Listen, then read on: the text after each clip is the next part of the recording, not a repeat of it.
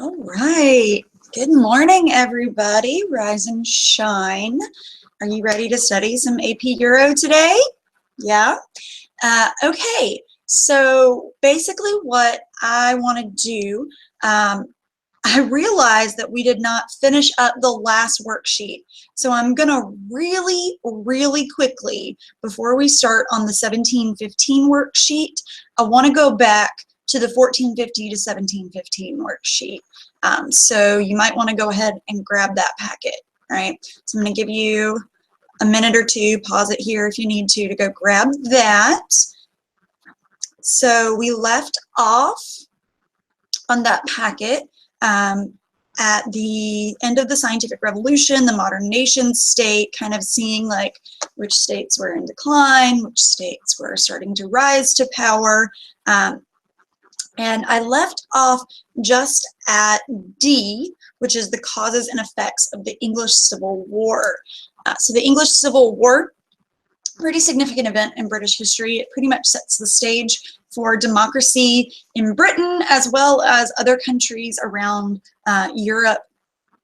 So let's just kind of look really quickly here at some of these causes and effects. So first of all, we have the political causes. So basically there'd always been like a struggle between the monarch and the aristocracy on who is going to have the most power. During the Middle Ages, the monarch is dependent on the aristocracy. As these new monarchs are coming to power, he's less dependent. As you can imagine, the aristocracy is not too keen on. So there's first that centuries-old kind of struggle between the nobility and the king. There's also this rising middle class, right? So the middle class is starting to come to their own. They are starting to become the more powerful kind of group in Britain.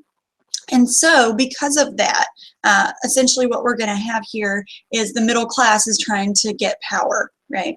So next we have the religious causes. I'm skipping down to 3. So for the religious causes here, there's the tension between the high church, which is the Anglican church, and the Puritan church, right? So the Puritans are a relatively new group that we have in Great Britain. They are a form of the Calvinist church. They are looking for like super strict, high moral code. And there is pretty much a big kind of debate. A lot of Puritans do leave Great Britain. But those are kind of the 2 main causes. As for the effects, at the end of the English Civil War, we've got the middle class winning kind of this temporary victory under Oliver Cromwell's dictatorship. Right, so Cromwell and his new model army win the war. He becomes the leader of Great Britain and under a republic. But as we know, it's not really a republic. It's a super stringent dictatorship under Oliver Cromwell. And it established the need for balance between the government, or in the government, between Parliament and the king. Right, so Parliament and the king kind of have to figure their thing out. In terms of the religious effects, it kind of was the momentary establishment of the Commonwealth under the Puritan Church. So for a while, the Puritan Church does kind of become the main church in Britain, but that's not going to last for very long. It's only under Oliver Cromwell. And at the end of the English Civil War, there's going to become kind of this desire to establish the #1 church in England, right? Anglican Church. After the fall of Cromwell is going to be kind of the main #1 thing. Next, we have the Glorious Revolution here.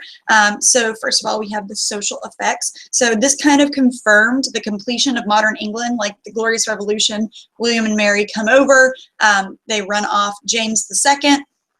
And what we really see here is that England is going to become, or setting the stage for what England is going to become for the rest of their history. So first of all is Anglican. Second of all is a constitutional monarchy with the Parliament kind of in the main top rung of that. The monarch is limited, right? And then there is kind of the ideals of democracy are definitely going to be inherent in England in this time. So that's a big part.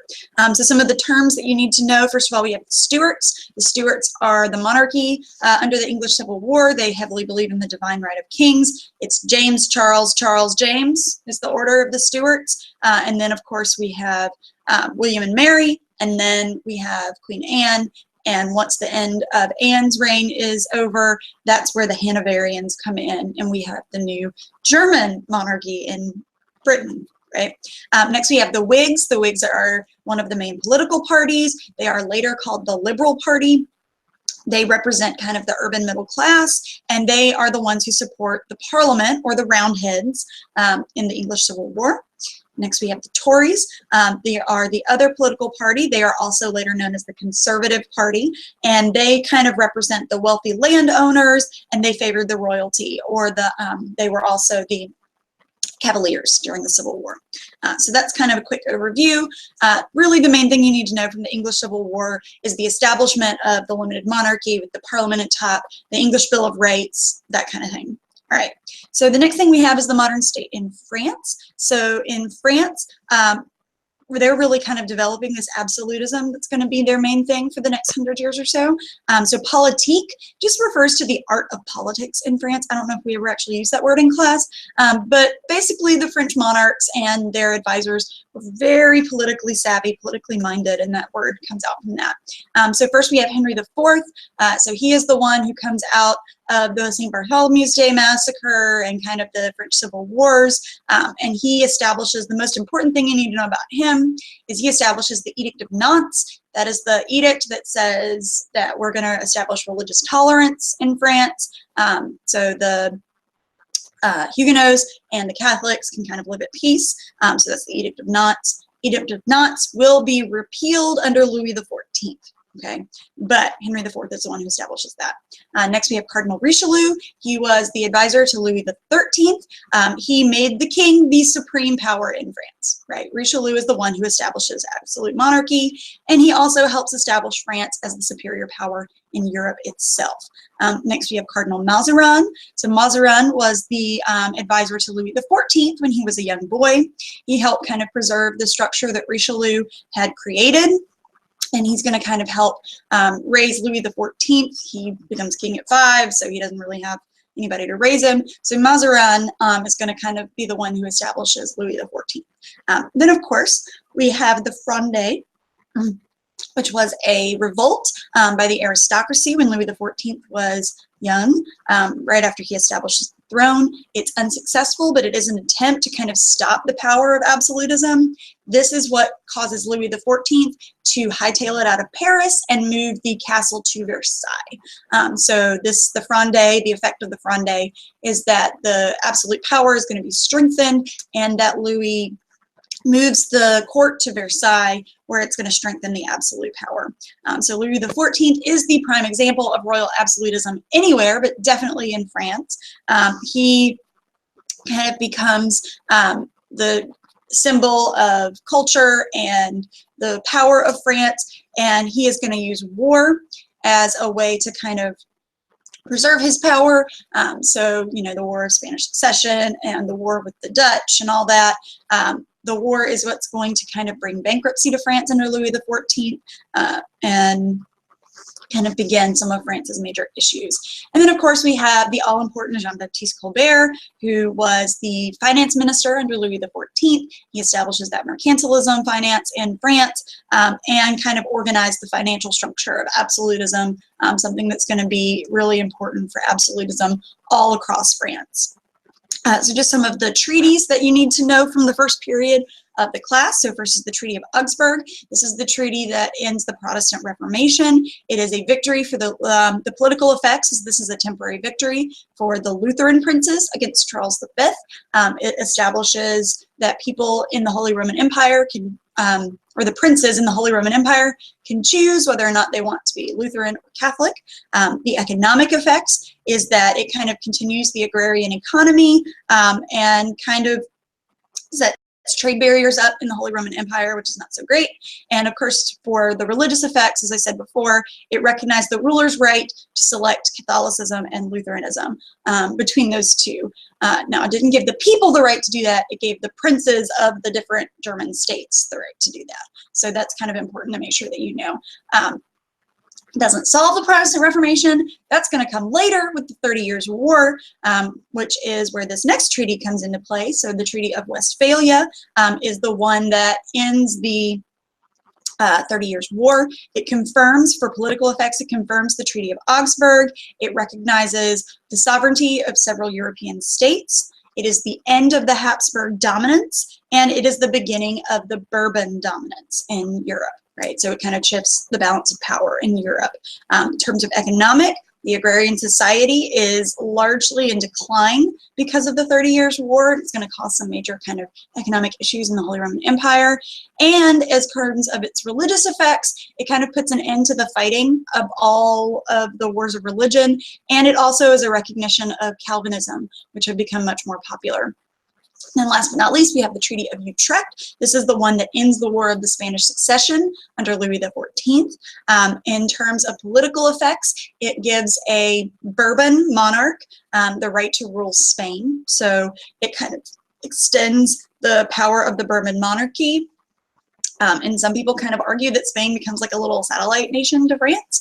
It is the last and most disastrous of Louis XIV's wars. It's kind of the one that ran France into the ground. In terms of economic effects, England kind of establishes their dominance of the sea. English get the trading port of Gibraltar, which is really important for their navy and their economy.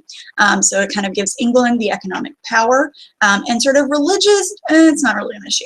Right? There really aren't any religious effects to this particular treaty. And so last but not least, we have the origins of the balance of power. So it's the destruction of the Universal Catholic Church. So we see that no longer is the Catholic Church going to be the only church in Europe. The emergence of these new monarchies, the necessity and the existing and preventing anyone from kind of dominating, right? So the idea that we need to make sure that the balance is equal. We don't want anybody like France to be more powerful than anybody else. It is first aimed at the Habsburgs and Charles V, and then later against Louis and the Bourbons. But for the most part, what we're seeing is kind of this more even balance of power in Europe, with the European nations really kind of trying to say, we need to make sure nobody is too powerful. As we know later on, it doesn't always work all that well. So that kind of wraps up the 1715 review session. I want to go ahead now and jump into the 1715 to 1870 packet. So this packet looks predominantly at the 18th and 19th centuries and kind of how Europe is starting to grow and evolve during this time, kind of the shift of the balance of power and the global economy and kind of the effects of that. And of course, we also see the beginnings of the Enlightenment and the end of the old regime in this period, kind of setting the stage for modern Europe.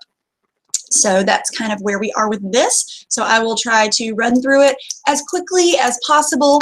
I don't want to keep you here all day reviewing AP Euro, even though I could probably talk about it all day. Let's just be honest, right? Like, come on. Well, you know, Ms. Jones. And yes, this mug is as big as my face. This is how much coffee I drink on a Saturday, just to be up for you guys, right? All right. Also, just remember, there's not really that many people watching right now, but if anybody does have any questions about anything that I'm talking about, please leave a comment in the live chat. If it's about something I've already talked about, I will come back to it. But otherwise, let's go ahead and jump right in. So setting the stage for the 18th century, this is kind of where everything is at the end of the 1715, or at the end of 1715 coming into the 18th century. The global economy starts with the dominant political the dominant political structure in Europe is absolutism, right? Dynastic, strong, monarchy, that kind of thing. There are two exceptions. What are those exceptions? Give you a hint, we just talked about one of them, Great Britain, right? The other, as you remember, is the founder of really the Republic in Europe, the Dutch, right? So Holland and the Netherlands. They're going to be the other exception to that dynastic rule. So we got absolutism over here and England and Holland over here. So that's the political structure. Economically, everybody is mercantilist, right? Even England and Holland, right? Mercantilism is the dominant power, especially with the emergence of the Atlantic colonies and kind of the Atlantic trade. Remember, mercantilism is exports over imports, right? You want to sell more than you buy. That's really what it's kind of all about, and the colonies help you do that. Economically or socially, the most powerful class in any of these countries is going to be the merchant class, the middle class. They are the ones who are going to be growing in importance. This is especially true in Britain and Holland, so especially true in Britain and the Netherlands, but it is also true in France and some of these other places as well, as we see kind of the economy becoming the main thing. So the resulting conflicts of this, there are going to be wars for empire. We're going to be fighting over colonies, right? Who's going to kind of get the biggest and the baddest ones. This is especially in the New World, right? So you see like England and the Netherlands fighting over what is now New York.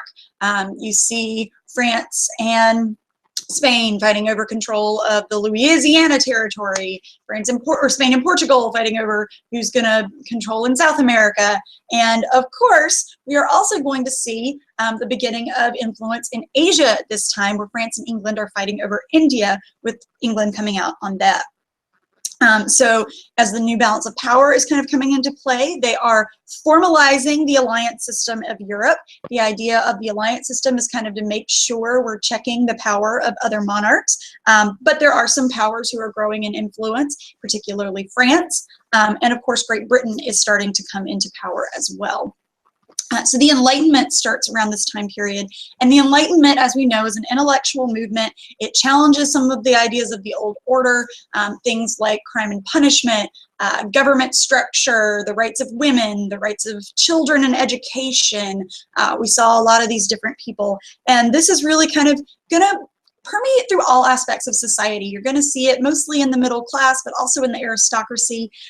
It's mostly about the peasant class. The peasants don't really jump on board because they're trying to, you know, not die like a good peasant does, right? The objectives is to create kind of a more rational society, a more uniform society. Rationalism is the key. It's the age of reason, right? That's the key to the Enlightenment.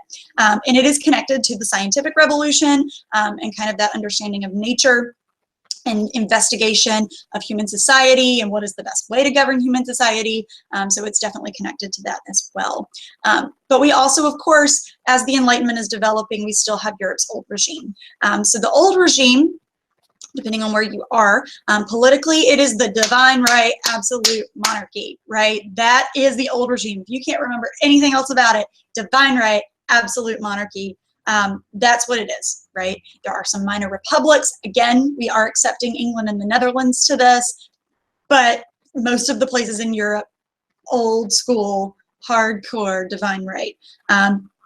For agriculture, largely we're still an agrarian society. Industry is starting to develop in England, right? We see that they're the first ones to develop in the early 1700s and the mid 1700s, but for the most part, it's not going to come into play until the late 1700s.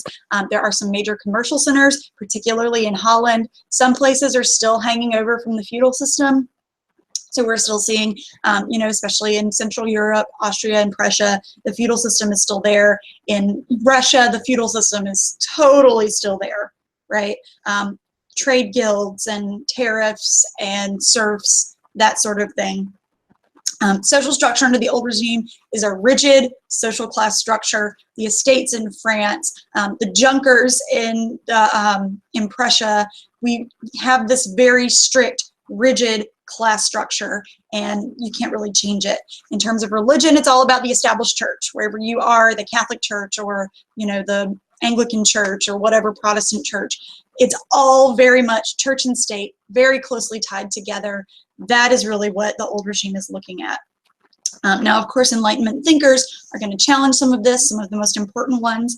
Basically, all Enlightenment thinkers agree on one thing, right? Politically, they all think that the structures need to be changed. They vary politically on how that should happen. So Montesquieu, separation of powers, that's what you need to remember him for. Voltaire, enlightened despot, right? Absolutism is okay as long as that absolute monarch is, you know, all on Enlightenment ideas, right? Rousseau, he's all a Republican, right? We need to establish this Republican virtue. So those are kind of three of the biggies. Economically, these guys do not like the mercantilist system. They are looking at laissez-faire economics, hands-off, government should not regulate. This is in Adam Smith's The Wealth of Nations in 1776, very liberal economics, right? And finally, socially and religiously, socially, they're attacking the aristocracy, right? Aristocracy is bad. The feudal structure is bad. There's a very heavy stress on individualism and what that should look like. So that's a big part of social. In terms of religion, it is a more tolerant period, particularly when you're looking at the different kinds of Christianity. We also see a lot of these guys, they're very deist, right? So God is the clockmaker that sets the universe in motion and then leaves it to run, right? So that's kind of the big thing that we have with that. So of course, the Enlightenment is going to lead to a lot of changes and things throughout Europe as we are seeing this political structure shift. But it is probably nowhere as prevalent as in the French Revolution. So let's take a quick look here at probably one of the biggest turning points in history. So causes of the French Revolution. We have incompetent monarchs, right? Louis XV basically bankrupted France with the 7 Years' War. Louis XVI and Marie Antoinette, not so much better, right? Taxes are running crazy. Prices of bread are phenomenally high. People are starving. France is in a bad, bad place. And of course, it doesn't help that the people of France saw a successful revolution in the 1700s, the American Revolution, right? So this example of the American Revolution is really going to play a role in the French. And there's also the rising demands of the bourgeoisie. Remember the bourgeoisie, B-O-U-R-G-E-O-I-S-I-E, bourgeoisie. This is the middle class.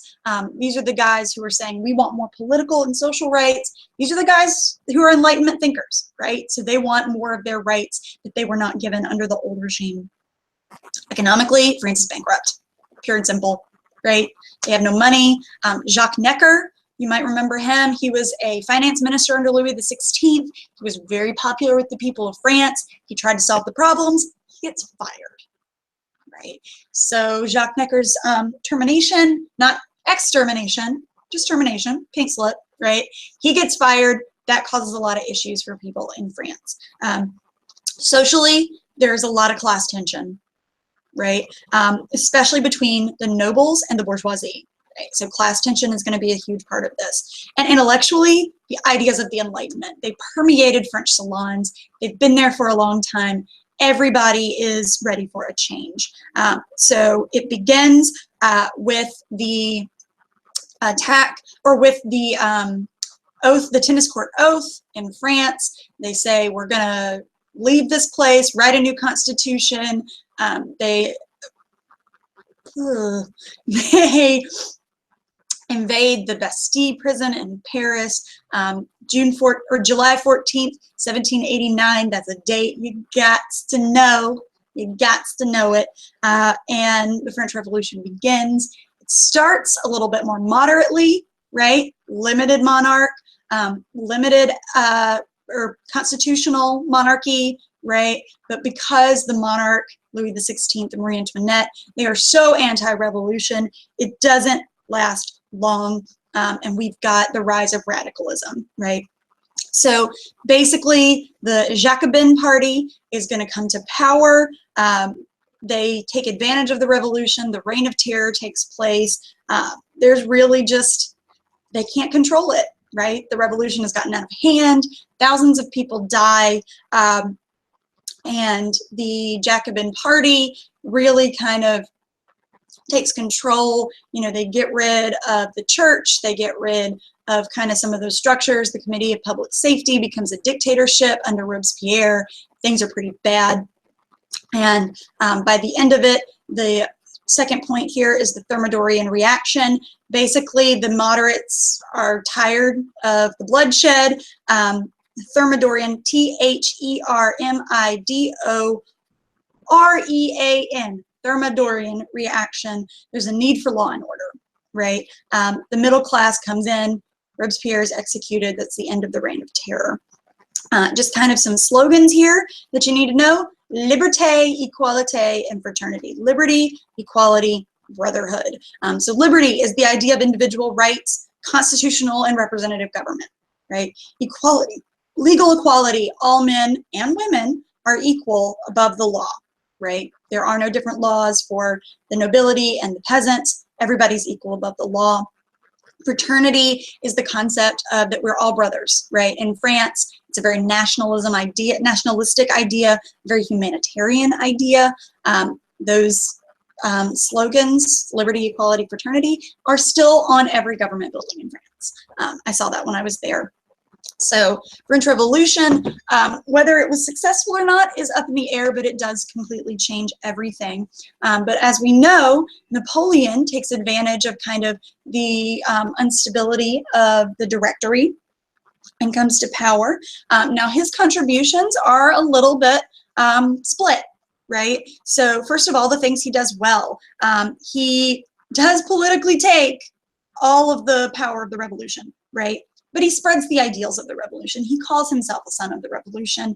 The Napoleonic Code is probably the most progressive law code in Europe. It will go on to influence other law codes throughout Europe. So that's a really big deal. He kind of stabilizes the French economy. So that's really important. However, he also tries to take over all of Europe, right? Which is the continental system. So he's trying to form this European empire. His main enemy is Great Britain. The continental system is an attempt to block Great Britain, is a blockade of Great Britain in order to strangle their economics. It does not work, right? And so basically what we're seeing here is this big kind of contrast between the old and the new. And the Napoleonic Europe, right? They overthrow Napoleon in the Congress of Vienna, okay? So the Congress of Vienna tries to reestablish the balance of power, and that where it says contrast there at F, what I want to do is kind of compare the Congress of Vienna to the Treaty of Westphalia, right? So Westphalia recognized sovereign states, right? Vienna was concerned with the balance of power. Okay, so Westphalia recognized like you get to control yourself. Vienna is like, no, we're going to come in and we're going to tell you how things need to be. We're going to have this conservative backlash to the old order. Westphalia recognized what was already in existence. Vienna was trying to suppress what had emerged, right? So Westphalia in many ways is more liberal than the Congress of Vienna. Metternich, main guy of Congress of Vienna, he's kind of the backlash here, right? And this leads us to the age of Clemens von Metternich, Prime Minister of Austria. So the Congress of Vienna, the first thing it establishes is what we call this Concert of Europe. So the Concert of Europe has a couple different goals or purposes here. The first is to suppress revolutions and quell nationalism, right? Doesn't work, right? It's also anti-liberal, okay? So it's very conservative. It's basically trying to put things back to the way that the world was before 1789, right? We're trying to go back to the old way. Again, conservatism is what you need to know. The methods that it uses are alliances, right? Backdoor alliances, secret alliances, all kinds of alliances, establishing the balance of power in Europe, decrease the power of France. Remember, we do have the Bourbons reestablished on the monarchy of France. And basically, right, we're trying to go back. But the problem is we can't go back, right? Once these ideas are there, people are not going to let them go. They're not going to get rid of them. So this is also the era of the isms, right? So there are some that you need to know that are pretty important versus liberalism. Remember, this is not the same as American liberalism. Liberalism in Europe should be associated with democracy, right? That's really what it kind of is. So it's parliamentary democracy. That's the kind of thing. It's this very liberty, equality, fraternity kind of idea, right? That is a liberal idea. It is a middle class dominated structure. Okay, so liberalism is the middle class. Conservatism, fundamental, right? It is distrust of human nature because humans are naturally disgusting people that are mean and going to overthrow the government. It is all about the old order, the old regime, restoration of that. Need for a strong government, usually a monarchy, right? You know, we like that. And then, of course, it is supported by the landed aristocracy, the upper classes, the nobility, and of course the church, particularly the Catholic Church and the Anglican churches. Next we have republicanism. So republicanism is a extreme form of liberalism. So this is what I mean when I say liberal is not the same as American, right? Today our Republicans are conservative, right? So liberal is an extreme form of liberalism, and it says no more monarchy, right? The liberals, they want a monarch. They just want a constitutional monarch, like Great Britain, right? Republicans are like, no, no, no, no, no. Let's get rid of that. No more monarchy. And they are all about universal suffrage. I should say universal male suffrage, right? We're not quite to women's suffrage yet. That comes in the 1900s.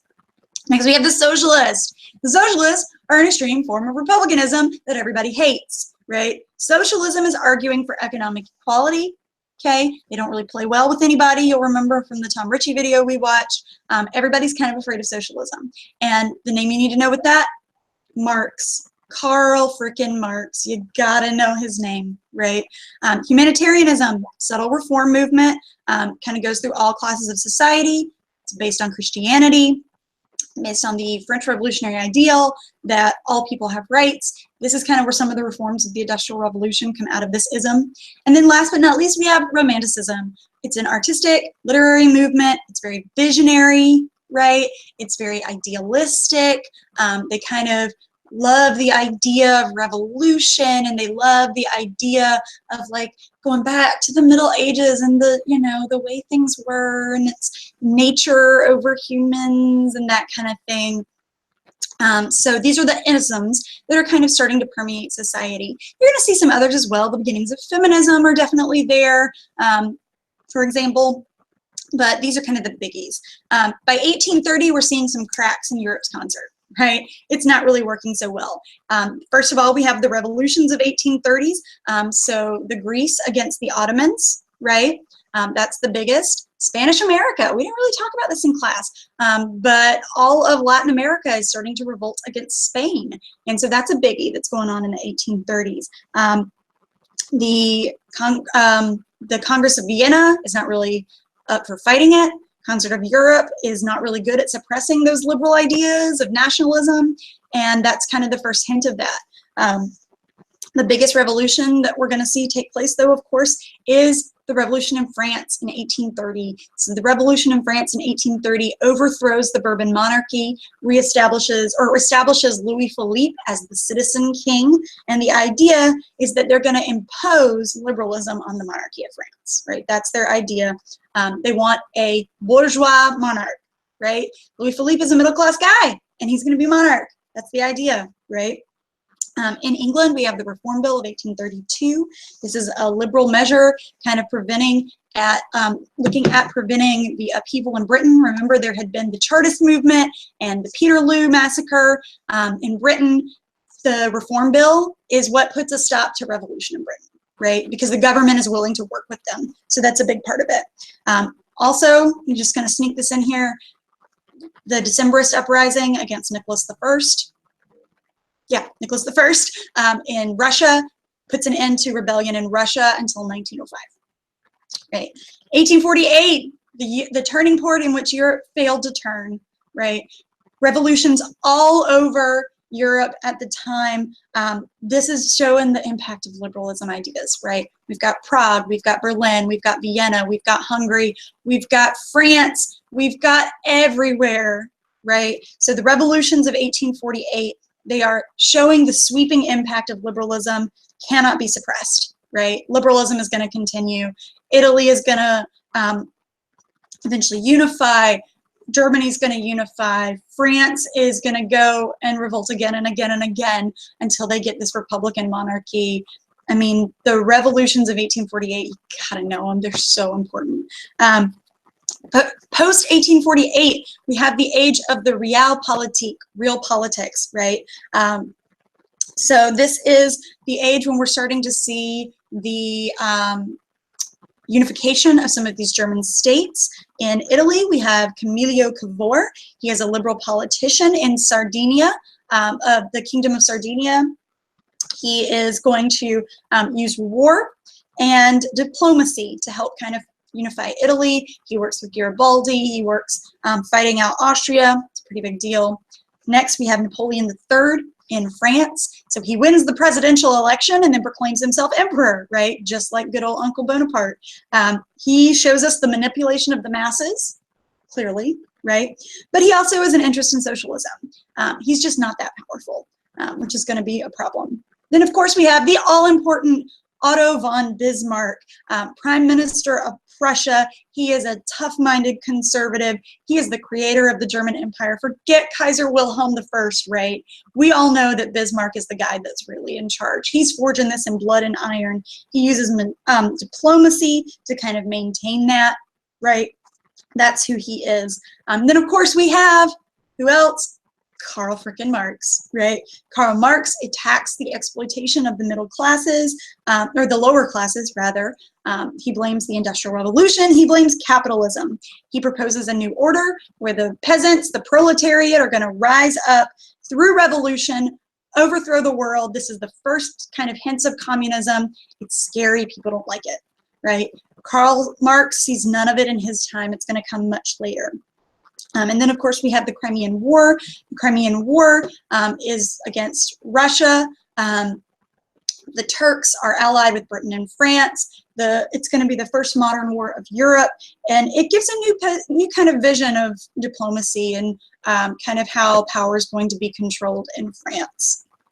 Moving on, we have the age of industrialization, right? So the age of industrialization, we're seeing the beginnings of this new kind of economic idea, the effects politically, the growing influence of the middle class and the bourgeoisie, extension of suffrage, first to men, then to women, right? Remember, not every man had the right to vote in Europe. So extension of suffrage, government responses to the plight of the worker, right? Particularly in Britain and France. We're seeing they're going to look at it and say, this is not right, we need to fix this. Queen Victoria was pretty liberal, right? This is what she's trying to do. Economically, growth of capital, right? Mass production, key, mass production, and new world markets, right? World markets and resources leads directly to new imperialism, right? Socially, mass society, right? New social distinctions between the rich and the poor, social importance of the bourgeoisie. They're kind of the new aristocrat, declining power of the nobility and the aristocrat. Industrial capitalism, which we've got developing during this time.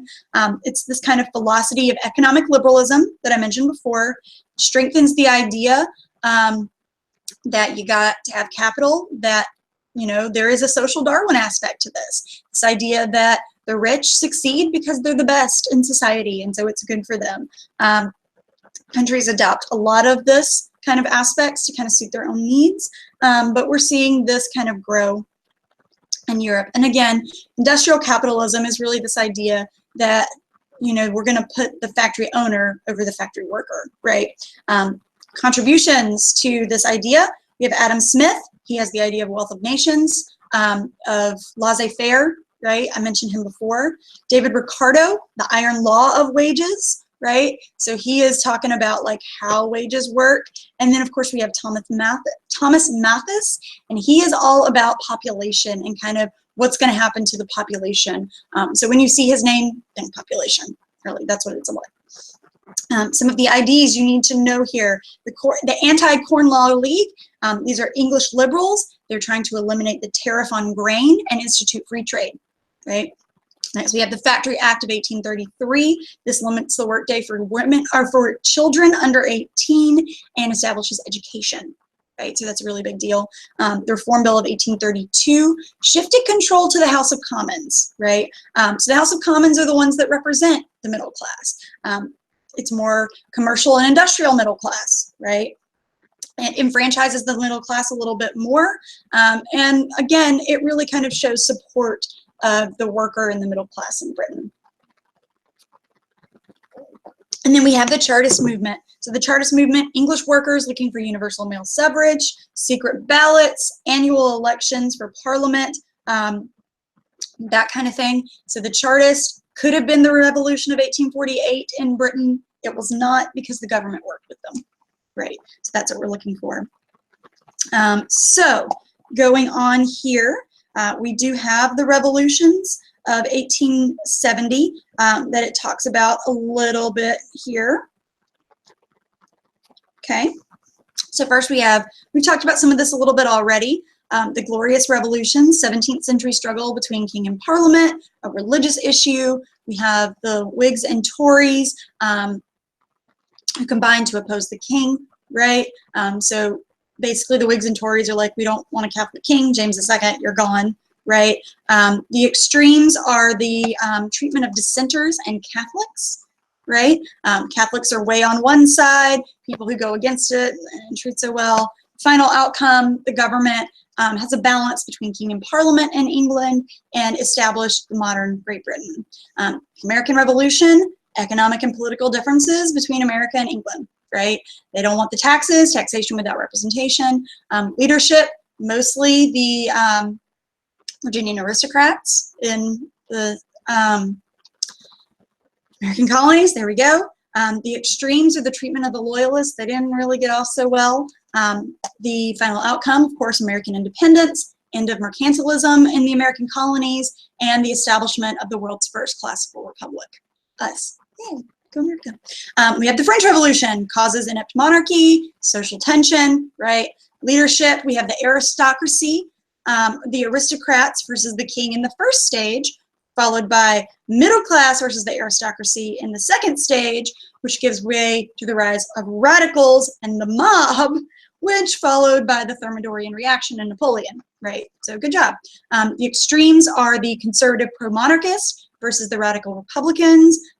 Basically, there is every shade of the political spectrum in France, right? That's just the way it is.